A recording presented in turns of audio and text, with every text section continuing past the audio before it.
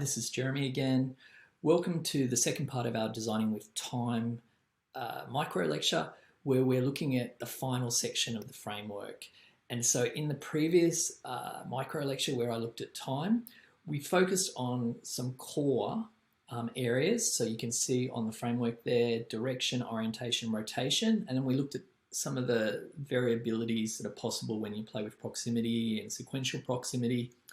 Now we're going to jump into the last section, so you can see lots of different areas we're going to look at. Layering firstly, then dynamic juxtaposition. That's where we start working with all sorts of elements in the relationship of type with image in sequences. Then we're going to look at this idea of hierarchy between type, image, and audio within the works that we create. And we're going to look at transitions, playing with rhythm and pace and duration and pause, all working with this idea of time and changes over time. Going back to layering though, everyone knows what layering is, especially in print where we have elements sitting on each other, over each other and overlapping, and it's a way to make a page look more interesting by playing with this idea of layering. In working with motion-based design and with text, there's three different types of layering that can be achieved, creating different types of opacity. We've got opaque, translucent, and transparent. It's what we know from working with text on a page, but it can operate in really vibrant ways because there's changes over time again. So this can create different shapes, textures, and a sense of dimension. And we're going to look at some examples that show exactly that. So first, let's look at creating layering, working with this idea of opaque layering. So opaque refers to the state of complete opacity when in layered letters, words, and shapes, the uppermost layer completely covers and blocks the layers below. When working with a simple color or positive negative palette combinations, a type of revealing can occur, and that's exactly what's in this example. And I find it kind of quite a strong piece of work, and it shows how layering can kind of be, really quite engaging and create a sense of mystery to what's being revealed.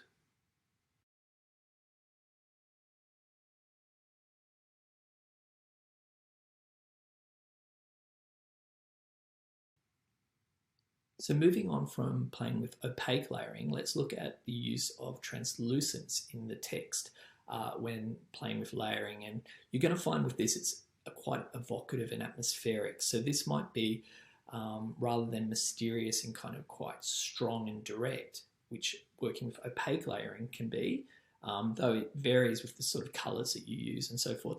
Translucence can create its own type of impact. A translucent state of opacity is achieved when some light is allowed to pass through. There are varying values of translucency, and when multiple translucent words and letters are layered, a type of ghosting optical effect can occur, and that results in the intriguing letter forms and combinations. And you'll see some examples in this sequence.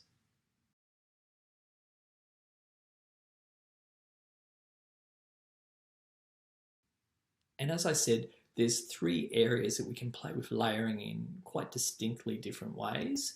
And the final one is working with this idea of transparency. So transparent is a state of opacity in which the layered elements actually appear hollow. So outline letter forms and letter forms punched out of solid shapes allow layers to be completely seen.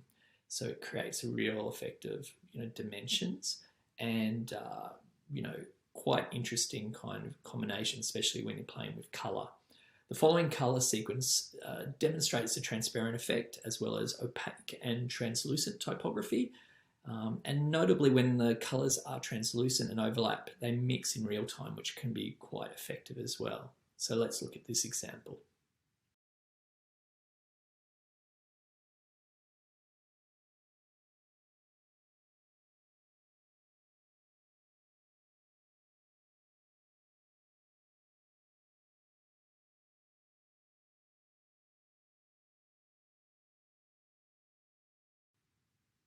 Now, these were very rudimental examples. They were very straightforward. They're all on a white canvas.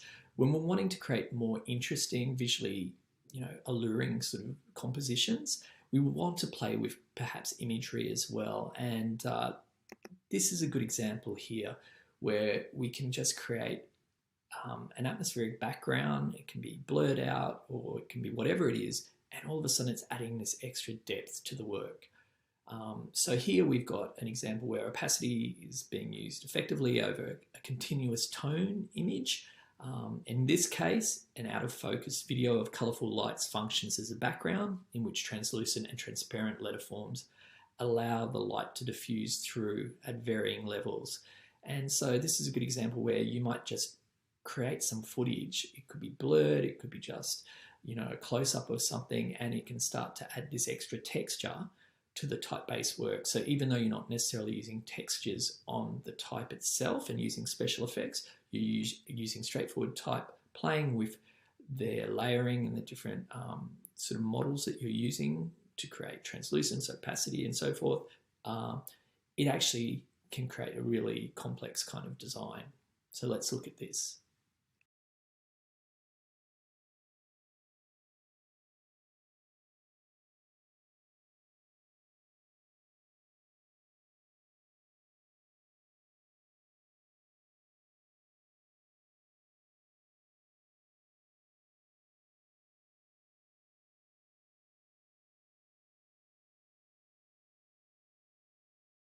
Now that example started to bring in footage as well and see how that works and can complement something that's still dramatically type-based and type-led.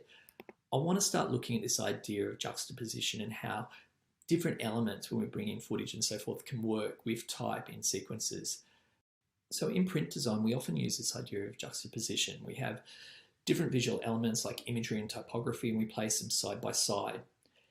Within the context of motion design, we're actually dealing with this idea of dynamic juxtaposition because it can change and it's a linear sequence. So type can be layered, occur sequentially, or appear simultaneously with an image and other type elements. And because of the dynamic nature of the sequence, the juxtapositions are actually in a flux and often unstable. And that's what makes this interesting. Again, the choreography, it's not just the letterforms and how they're working across the screen, but also the imagery and when it's coming in, when it's going out, how the changing image, for instance, in this sequence for cat interacts with the letters. You can actually start to work with that dynamic as well. So the idea of juxtaposing text and image exists in this context, but it actually can be a lot more exciting and interesting to watch how it occurs over time. So when type and image are layered, the type is visually integrated with the image, often resulting in the type functioning as an image as well. Layered juxtaposition also occurs when type overlaps the image, but is not necessarily integrated within it. So here are some examples that show how dynamic juxtaposition can work with image and text in a sequence.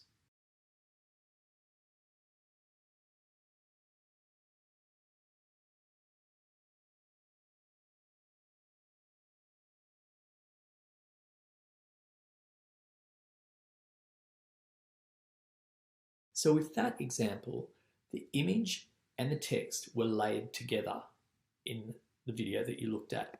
Now I want to look at one where dynamic juxtaposition is actually sequential. So we're actually cutting to images and cutting to text. So this is another way of looking at juxtaposition and how it works in this context.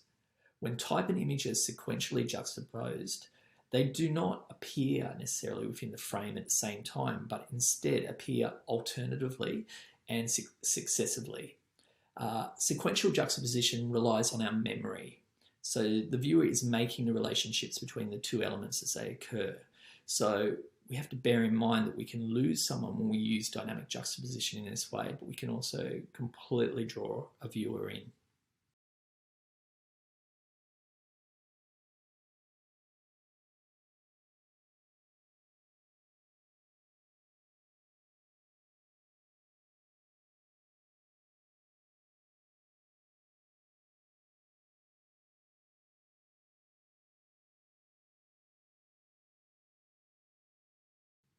An additional way that we can kind of look at dynamic juxtaposition too is also this idea of simultaneous juxtaposition. So this occurs when type and image appear at the same time within the frame and are visually separated, and they're not layered. Most commonly, simultaneous juxtaposition includes the creation of zones of information.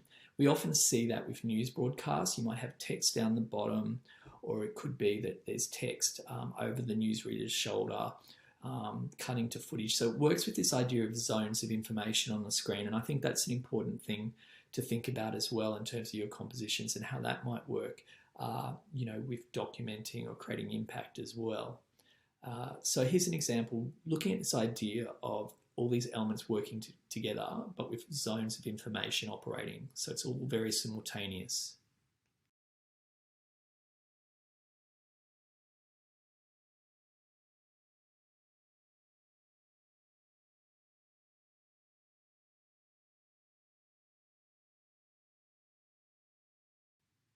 Having looked at these categories, what's important is that none of them are set in stone. And because we're dealing with time, we can actually play with a particular work operating in terms of dynamic juxtaposition where it is layered, then it becomes sequential, then it becomes simultaneous. So again, we can be playing with what we're presenting and it evolving and responding to the needs that we have as a designer to communicate. They're not exclusive categories, and a sequence can be defined within the parameters of one, two, or all of these categories. But it's worth reflecting as you look at your use of type. You might naturally go to a certain approach. We want you to be able to articulate what you've created. So have a look at your work after you've created. If you haven't thought about this idea of juxtaposition, just see how you've decided, what decisions you've kind of inherently made as a designer to how your text is working with images and how it's having that impact. The next area we're going to look at in terms of having all these elements like visual images, whether they're static or whether they're moving, as well as type, is in this idea of hierarchy. We work with hierarchy when we're designing anything that has image and text, and what is grabbing our attention, what is dominating the communication, and so forth. And that exists in this context as well. So an important component of sequence structure is hierarchy, and this is not in reference just to a visual hierarchy, which is demonstrated in print material in regards to typographic and formal characteristics and spatial relationships. In this particular context, it relates to the hierarchy of the type, image, or audio. And for most of you, when you're working with your Assessment 1 portfolio piece, you'll probably have all those elements at play. So structural hierarchy is specific to these three components of a sequence when two or all three are present, and it determines how a message is disseminated. So it's a good way to think about how the different elements are utilized as a communication piece. And it bears thinking when I showed you the example of the blurred lights behind the text were the dominant feature. The blurred footage was really just something that was complementary. And this is what we're talking about when we're looking at this idea of hierarchy in these visual pieces. So here's an example of structural hierarchy, and it uses type, image, and audio. And we can look at this in these other pieces I'm about to show you. This one is type dominant. But we can see how there's always a main carrier of the message often, and the other two elements can actually play supportive roles where they kind of enhance the meaning, but they're not critical components in the understanding of the message. And it could be that we could even take them away and the message would still be there. So with this one, the message is still understandable just with the type. So this is an example of structural hierarchy that has type as the dominant element in it.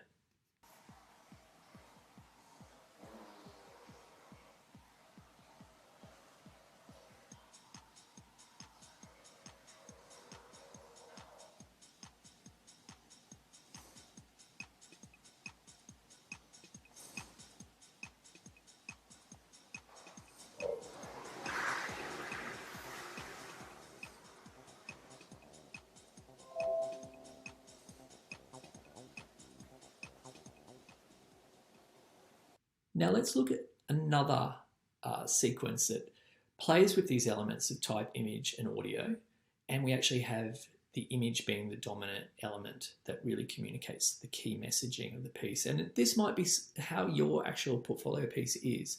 The text is subsidiary and enhances the communication, but it's still visually led.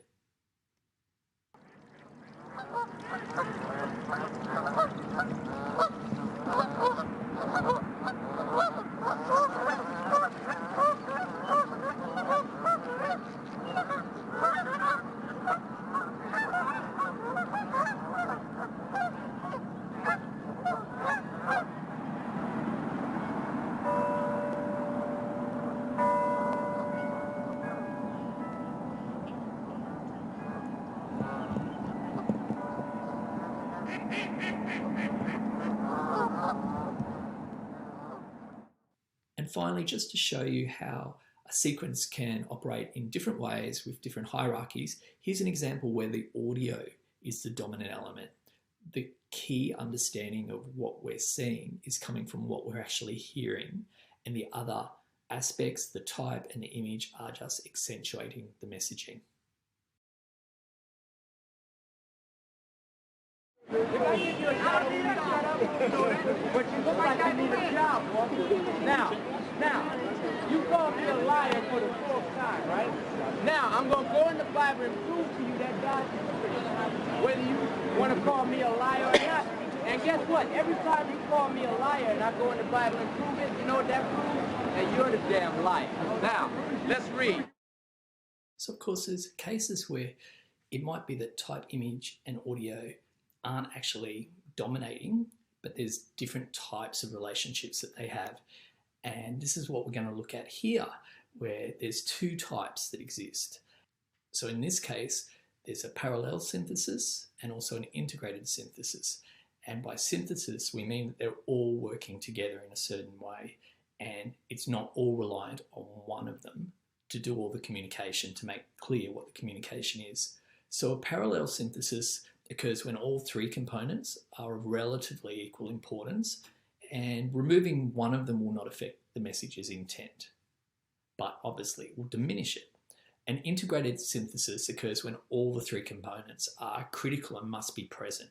Removing one of them will drastically affect or cause a collapse in the communication. And here's an example where there's a hierarchy occurring in synthesis between type, image, and audio. My fate cannot be mastered. It can only be collaborated with, and thereby, to some extent, directed. Nor am I the captain of my soul. I am only its noisiest passenger.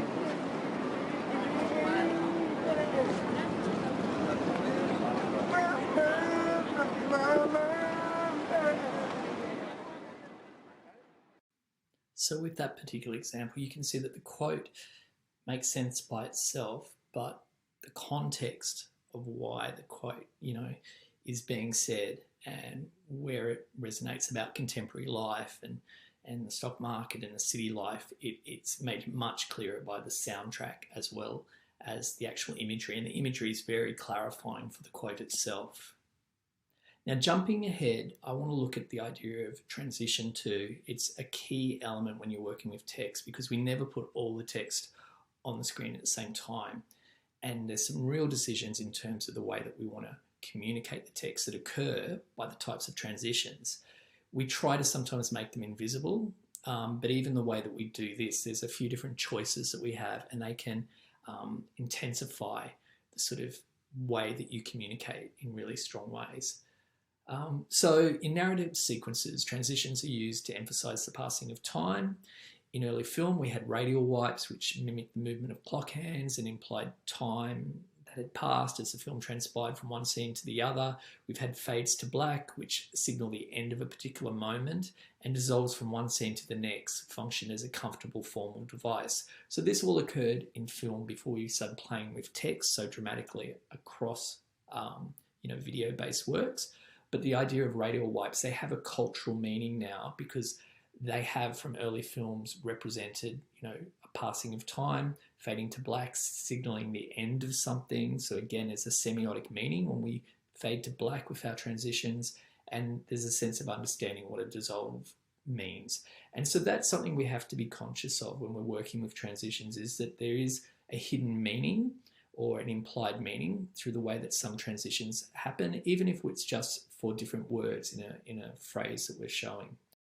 So transitions are beneficial to moving type because they're inherently dynamic. They're strong formal devices because it's often difficult to tell words apart visually, particularly if they're the same color, typeface, and size. So there's a way of breaking up a sequence. And I'm just going to show you a video now that just shows you some of the different types of transitions that you have at your disposal when you're working with text. And there's some of the most straightforward ones, but all work a little bit differently.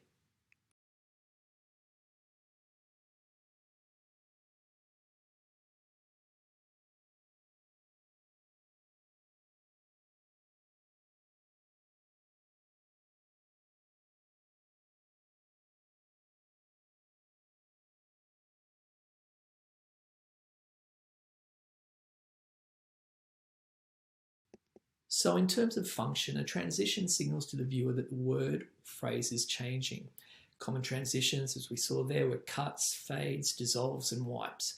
Special transitions utilize otherwise normal effects as formal transition devices. So specialty transitions are when we start to use filters and all sorts of fancy sort of ways to really, move from one thing to another.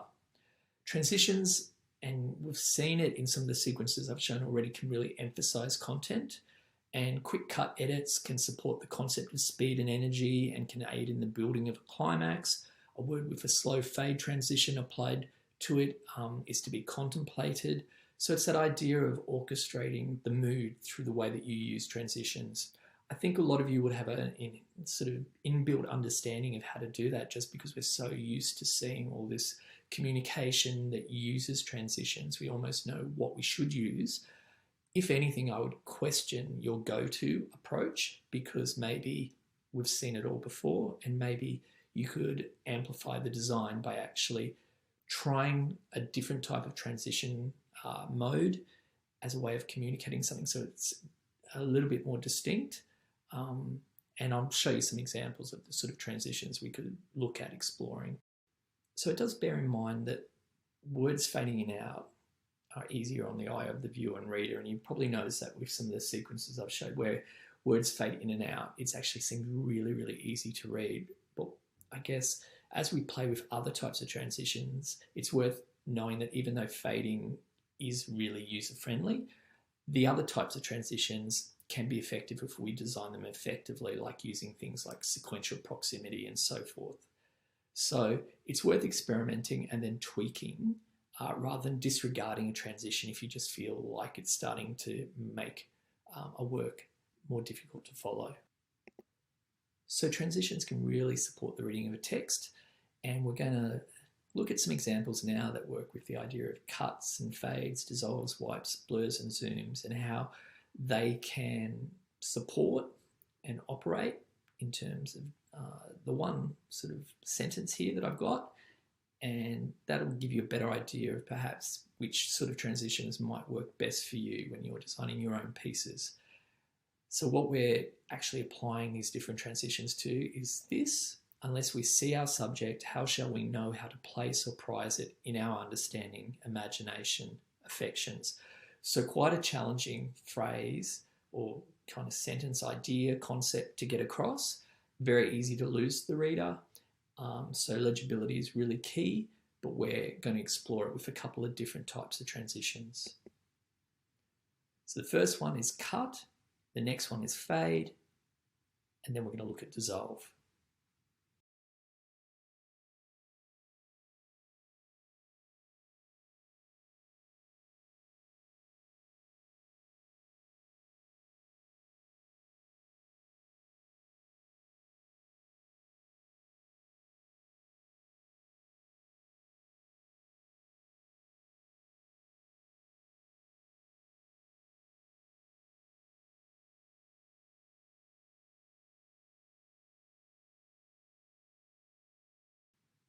Okay, so if we actually had a real-time lecture, I would probably at this point ask you which one was most effective. We used cut, which was quite abrupt. We used the fade, and we also used dissolve to make us contemplate the concept.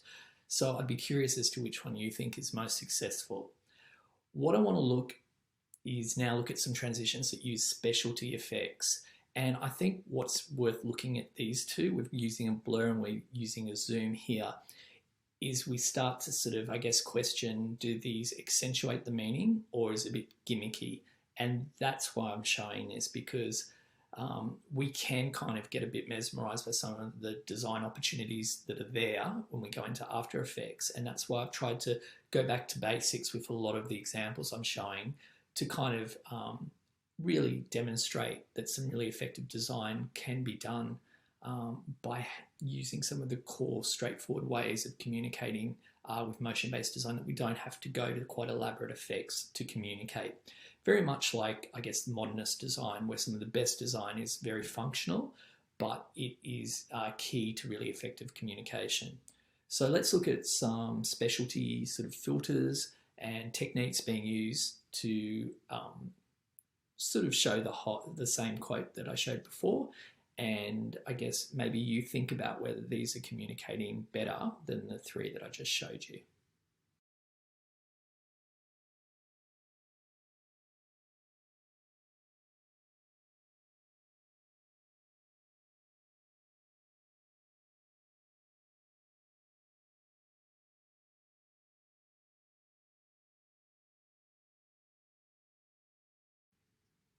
So jumping on from transition, I want to play with this idea of rhythm and pace. And you would have seen in a lot of examples that I've shown, I have already played with the rhythm of the text and the pacing of different words appearing and so forth and moving across the screen.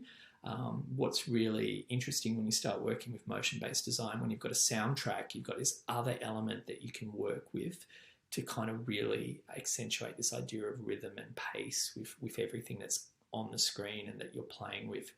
So rhythm is an action that recurs regularly. So it's a bit of a, like the rhythm of a music, and pace is the actual rate of that rhythm. So it can be very fast, like, or slower. And that's what pace is. So there are several ways to design with successful rhythm and pace, including creating visual rhythmic beats, which we actually see that in some of the sequences that have no soundtrack, and it's almost as if it's working like it is to a soundtrack. We can also play with this idea of contrast and the pace of editing and movement. We can also pay close attention to the rhythmic relationships between type, image, and audio. And you certainly see that in lyric videos, and you'll see it also in opening sequences. And wherever there's quite dominant text that has a soundtrack, certainly it's not designed in isolation to the soundtrack, and often there's this significant relationship occurring. So a visual rhythmic beat occurs when there's a repetition of a word or a sequence of words, and it happens in a consistent manner. The viewer becomes accustomed to this visual repetition, so type appears repeatedly, almost as if to a music beat. So that's a way of really making the reader engage something, because there's a pattern to it, and also there's an expectation. So that's a way of drawing people in, and we're going to look at some examples of this. So before I do show you something though, in addition to striving for an overall comfortable rhythm and pace for a sequence, a designer can create contrasts in the pace of editing, the duration, and the movement between elements within the sequence, just to make it more engaging. So you might utilize rhythm at one point, and then you might actually alter the rhythm as appropriate to kind of take the viewer on a journey as well. So again, this is all the sort of stuff that you can kind of talk about when you're storyboarding, so you have a really strong concept in what you're creating and how it's operating as a communication piece. These are all elements that can be documented on storyboards. Let's look at this example playing with rhythm and pace.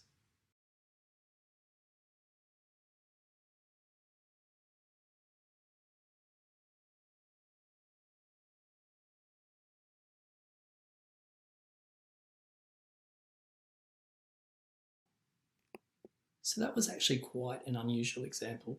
What's happened in that sequence is that the type was moving at different speeds, one blurringly fast in the background, creating a type of visual texture, which is a really interesting approach to have when you're just working with type itself.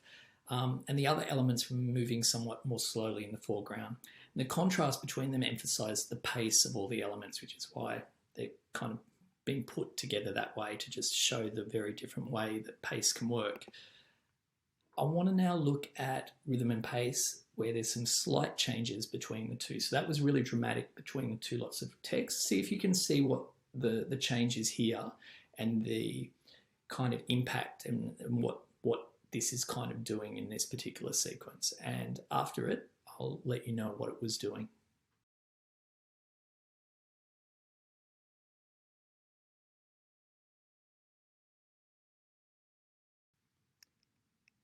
So in that particular one, we actually played with the idea of depth, and we accentuated the depth by the way that we used pacing. We looked at the idea of scale and tonality were mentioned as factors in establishing depth, and you can see that was used there to create depth. Type close to the viewer and the edge of the frame is often larger and darker, while the type that is farther away is smaller and lighter. And what's interesting, we've accentuated that feeling of depth that was done with this different sort of tonality with the use of pace in that example. And it can be used to add to this illusion of depth. Here the pace adds because the type that is closer is also moving past the frame much faster. That's the ones that we can see. They're closer to us, while the type that is farther away moves more slowly. And so it re-emphasizes this idea that it's in the distance because it's a further distance away and it's slower. So it's worth considering that when you're playing with depth, there's a real art to it, and that you can accentuate it with all the different elements that you're working with, pacing as well as the actual tonality and the positioning and so forth. And it does kind of require you to kind of recreate the real world that we have around us to create that sense of depth. So a very specific example, but a good example of how pace can operate in quite an effective way to accentuate the meaning. So now let's look at some examples of rhythm and pace. And I've got the same elements being used in slightly different ways because of the different soundtracks that are being applied. And this is really just to show you the different ways that type can interact with a soundtrack, particularly pertinent if you're doing a lyric video, but also for sort of anything that you're designing. It's likely to have a soundtrack, especially if there's a music soundtrack. There's different ways that type can kind of accentuate and work as one with the soundtrack. And so here's some examples of that.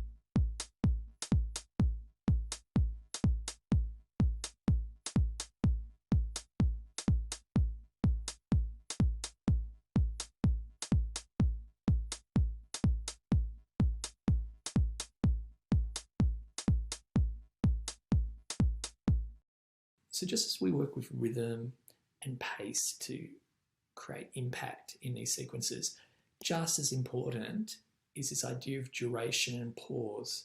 It's where things aren't happening or we're waiting for things to happen. That's all part of creating these pieces just as much as what you produce. It's what you take away and hold back.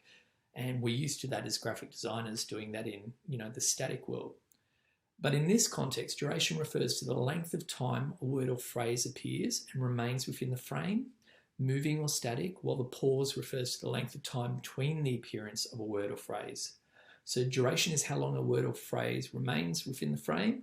It not only determines the legibility by allowing enough time for reading to occur, but it can actually be a method to punctuate meaning and establish hierarchy. So if something stays longer, it means that we might contemplate it and think about it a little longer, or we realize that's a really important point. Pause, the length of time between words or phrases appearing, allows time for the viewer to really think about what they just saw as well before the next section occurs. So it's kind of like a visual rest stop. It can also be used as a device to create anticipation. So what's going to occur next? So again, this is a device that you should think about. So if you're creating a sequence and there's type, put a lens on it, sort of looking at, well, how is duration and pause happening here? And it might even be that you have some of these keywords next to you as you go about your editing. So you can really think about, well, things don't have to appear straight away. I can actually pause. And is that going to add to the meaning of what I'm doing? Even just in a title sequence, you'll often see, to draw the viewer in, there might be a visual backdrop and there will be a pause between each actor's name or production credits coming in, just to create that drama, the build up for the film that's about to occur. So think about these concepts as well, what you're holding back and what you're just stopping the motion from occurring. These are important as well. What's important though when you're working with elements like duration and pause, if it exceeds necessity, it can actually be really annoying. We're kind of waiting for the next thing to happen as a reader or a viewer of the work. But of course, if it's too short, if things disappear too quickly, there's no duration sometimes, we're just not going to be able to read things and we're going to be disorientated. So this is really key. Certainly duration and pause are important elements, especially duration, if you find that your sequence is going too fast and the viewer's losing their ability to follow it. So connected to duration and pause then is this idea of foreshadow and recall. Moving type is ephemeral, and so the experience is fleeting and nothing is left when it's over except an impression. So foreshadowing is to warn or indicate of a future occurrence or event, so we have a sense that we have to pay attention to something. Foreshadowing a word or phrase creates a question situation, then is later recalled in normal sequence to answer the foreshadow. Recalling or repeating a word or phrase reminds the viewer of what has already passed. They're all elements that we can use to kind of engage and play with the viewer in different ways. And we're going to look at an example that uses this idea of duration and pause and recall and so forth as our last example of looking at our framework.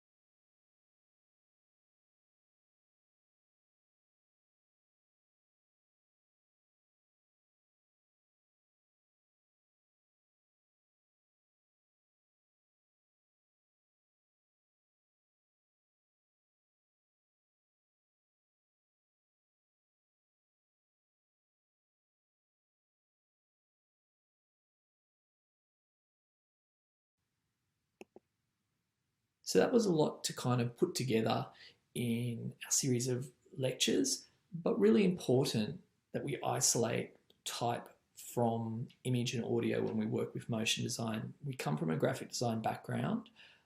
We should have expertise in this, but if we don't spend time really contemplating the use of type, we fall into the habit of just doing what other people do when they're putting together these pieces. And it's very easy to be, captivated by the visuals and the live footage and the audio. And like many pieces, the type becomes a background element. It becomes something that's not overtly designed, whereas that's the strength that you bring when you work in motion design. You can actually communicate leading the way with the type, or using it in really effective ways that are really meaningful and complement all the elements really well. So I hope that you find the framework is something that you can go to at different points to maybe improve your work, or just even understand why your work is working or not working. So use it as a bit of a checklist as you move forward with your assessment. And we're going to now start to explore some really different, exciting areas of design to help you with your portfolio work.